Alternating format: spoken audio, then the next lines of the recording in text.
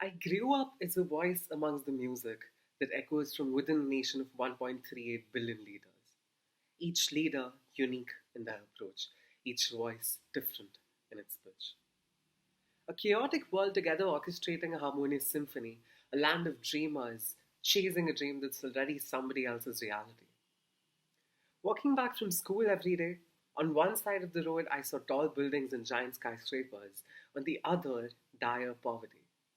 Yet I grew somewhere in the middle, believing that I come from the richest nation in the world, a truism I am rather proud of. You see, each and every brain in this system is unique, special, and complex. It's incredibly complex. We've observed patterns and variability in patterns.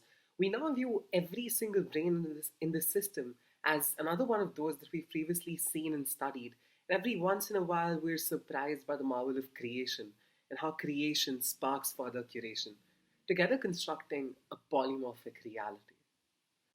As for me, I'm feeling so incredible today to be joining in with such a wonderful panel in an event that has such a beautiful and clear purpose. I'm so honored and joyful to be amongst this amazing community that we have. And I have felt so much love this past year from all over the world. And I feel so deeply connected to you all. So before I begin, I would like to thank each and every single one of you for tuning in through a pandemic and finding the time to be here. I'm so happy that I get to share my world, my work, and my purpose with each and every single one of you and become a channel and a facilitator for driving such impactful conversations. There is great purity and power in being able to spread across ideas, messages, and stories. And I'm just so very excited to be a node in this network and share my journey with you all. So, like most children, I've always been a natural scientist. My scientific journey began with 100 questions, and though my friends and family helped answer some of those questions, the questions only grew from there. Soon enough, I was on a hunt to find the best people in my city who were known to be great at asking questions and not necessarily having the answer to those same questions. This led me to the world of scientists, people who are willing to dedicate their whole lives in pursuit of answers that they might not even find.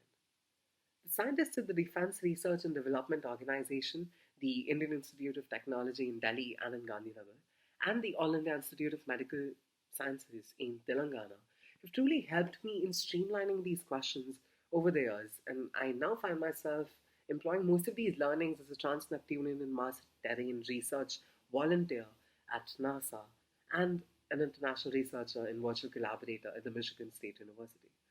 As for what I do, I sing, I write, I sketch, I paint, I make music, I write poetry, I build apps, I make tech that turns out to be cool sometimes, and I do a lot of random things.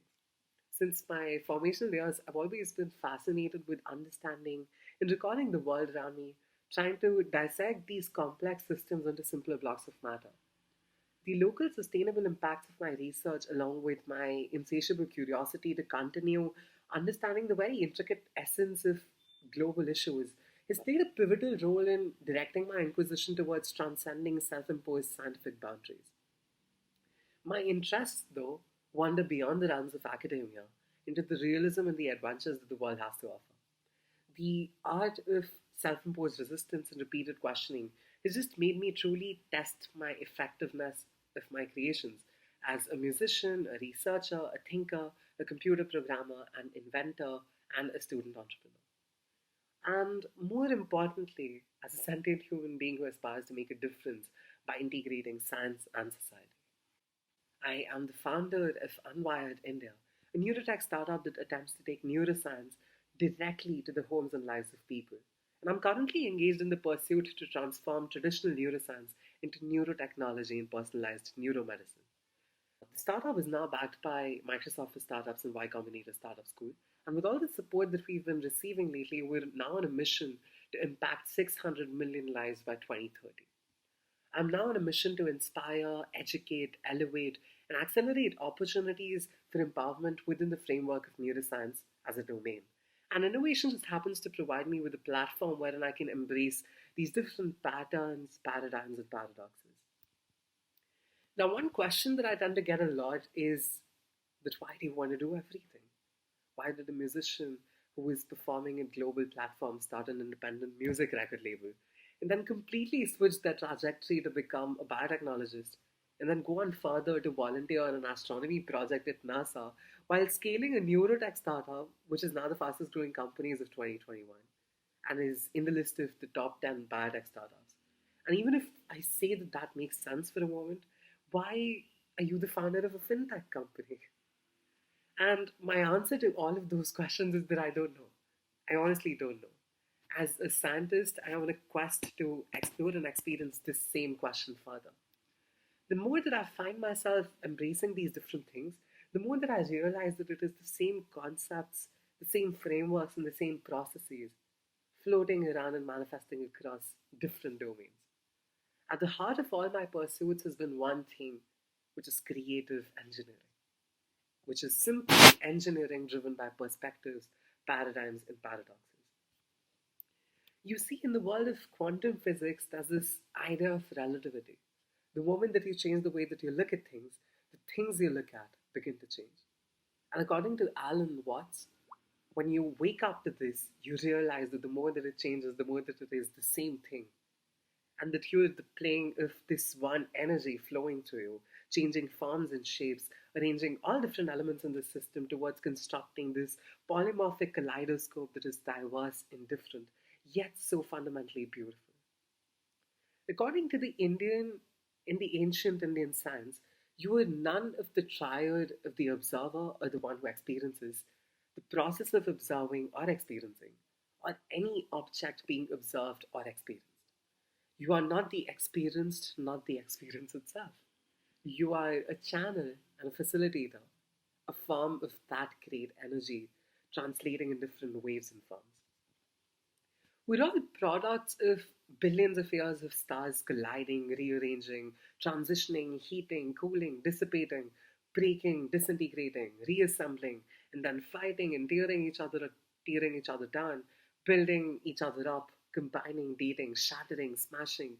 All of this work for a sentient creation of 37 trillion cells that fails to acknowledge this same marvel. And that's just brilliant. That's so brilliant and fascinating to me. Wherever you are, wherever you're listening to this talk from, I just want you to know that we share the same moon, the same sun, the same atmosphere, gravity, skies, genes, evolutionary lineage, thoughts, feelings, emotions. We've always shared them, and we probably always will continue to share them. We're the same at the most fundamental level. We're protons and neutrons and quarks and Higgs bosons, translating in color, texture, function, aroma, taste, flavor, pressure, variation, radiation, electromagnetism, fear, pain, love, time, navigation, sound, temperature, languages, spiritual pain, pleasure, the concepts of dream, ego, touch in life. And through these different structural and topological layers of our beautiful faces and bodies, we are all atoms. Atoms that we can sometimes touch, feel, and perceive. Yet, more often than not, we stay completely insouciant to the beauty and the necessity and the marvel of nature's creation. There's great power in the focal diversity and the grand similarity. If only I could harness this power, and if only we could collectively harness this power to move gears and levers in this giant system impacting global populations. The way that my journey started was really from a point wherein I started observing how the greatest of thinkers who came before us used to think. And I started doing that to find patterns and similarities amongst their different ideation frameworks, thinking whether I could put it all together, whether I could combine it all together and build a creative engineering model for value discovery and innovation, which could help me drive technological as well as entrepreneurial innovation in whatever field or domain that I chose to touch. So I started studying the works of Alexander Fleming, and I realized that he came up with the idea of penicillin while he was painting these beautiful bacterial ballerinas on his petri plate, instead of consciously looking for penicillin by drawing and scribbling biochemical equations on a chalkboard. From the stories of Nikola Tesla, I realized that he had the idea of alternating current while he was taking a stroll with his friends, and he used a stick to demonstrate that very idea. From Nietzsche to Steve Jobs, All of these people have been known for taking long walks, and Nietzsche once even said the truly great ideas are always conceived by walking. So I did the next best thing, which was to start walking. As a 115 kg fat, insecure kid, I walked the streets of Delhi trying to observe everything around me and draw these different connections and parallels between the things that I've always been surrounded by. 5 years later, I stand here today, a completely changed man, and I'm here sharing my world, my work, and my purpose with each and every single one of you today. Last year, I ran a 115 kilometer ultra marathon. Today is a target of 70,000 Australian dollars for kids with cerebral palsy. And during that very process, it was just so beautiful to observe the power that lies in presence and the power that lies in perseverance. Because from a 115 kg obese and unhealthily obese kid, I sort of transformed my life to grow into an individual wherein I could now do things that everyone around me could do, but not everyone was willing to do. From countless writers, I observed that they all used to tap into their creativity by letting their mind wander. Einstein's Eureka moment was inspired and driven directly by visualization. A worker from a patent's office went on to be one of the greatest scientific thinkers of our times. And now that we have the luxury of observing and examining Einstein's brain, we can now observe these different unique anomalies and patterns that existed in his brain. Thanks to the discovery of neuroplasticity, we can now fundamentally confirm that we can now train our minds and their visualization skills to not just think like Einstein, but also be like him through a whole entire series of structural and functional brain changes that we can now fundamentally induce. From Archimedes screaming Eureka in his bathtub to Newton looking at an apple drop and then questioning why the moon doesn't fall to the surface of the earth, I started observing these different patterns that were different yet similar at the same time. Watching people wear Nike at school, I researched a bit and I found out how Bill Bowerman observed a waffle iron and thought one day as to how wonderful it will be if the grill pattern could be used to provide traction in a shoe. Scientifically, a few years ago, we moved from a neuron to a perceptron and from biological neural networks that now started inspiring artificial neural networks that now fundamentally drive what we call as deep learning within the entire revolution of machine learning. Inspired by the neuronal connections in our brains, scientists developed one of the earliest and the most successful models in the history of AI, which is the artificial neural network framework. I realized that most ideas from Wordsworth looking at daffodils to scientists coming up with the idea of Hebbian learning, they've all really been inspired by biomimicry. This led me to the fundamental conclusion that natural curation has always inspired artificial human curation. In this process of polymorphic connections, I somehow stumbled across one unique connection that I'd like to share with you all. I realized in my process as to how computers and cells have always fascinated me throughout my life. I believe that they're both complex machines that share concepts of signals, pathways, networks, and even memory. And though computers and cells are rather complex machines, the latter holds a revolutionary technology, which is life, that is now being unraveled by bioinformatics. We are deconvoluting the very wiring of cells, and we're only starting to see how life in itself is digital in nature. So, my personal journey and my personal story with creative engineering led me to build this one stop solution to all problems and challenges associated with minds, brains, and body by providing affordable mental health therapy and counseling. We've recently started working with neuromusical synchronization to optimize brainwave patterns for certain desired tasks, such as increasing focus or productivity, or even remediating inattention and hyperactivity, as well as inducing sleep in certain cases. Through algorithmically generated music cognition, we're now developing an EEG app integration that could fundamentally allow users to listen to music as well as guided meditation practices. And this would allow you to observe in real time through our app as to how your brain responds to these different protocols. We have recently partnered with Skybrain Smarter Homes and we're now building brain computer interface headset driven integrations to add to this app such that we can make smart homes a lot smarter. So, what you could fundamentally do now is that based on the state of flow or the state of focus that you're currently inside of, Your thermostat, your settings inside of your home, the lighting inside of your home, that could fundamentally adjust telekinetically without you even having to touch a switch or control a panel through your phone. 34 leaders, 9 projects, 7 global chapters, and 1 vision. I stand on the shoulder of giants. Today, I lead a team full of contrasting ideas and stories and fascinating adventures at Unwired India. A team of dreamers with dreams so distinctively different, yet so greatly intertwined with mine. 34 dreamers committed to lead a collective legacy of leaders that came before us. 34 leaders dedicated to fight the world's fight for the life of leaders that are about to be born.